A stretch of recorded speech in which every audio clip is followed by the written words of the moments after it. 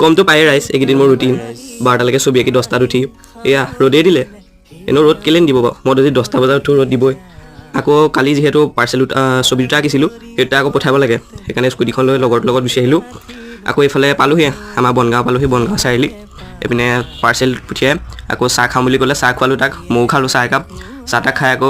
এইপিনে কিবা ভাবি আছে কি ভাবিছে সিহে জানে আৰু আকৌ চাহ তাহ খাই স্কুটি লৈ আকৌ গুচি আহিলোঁ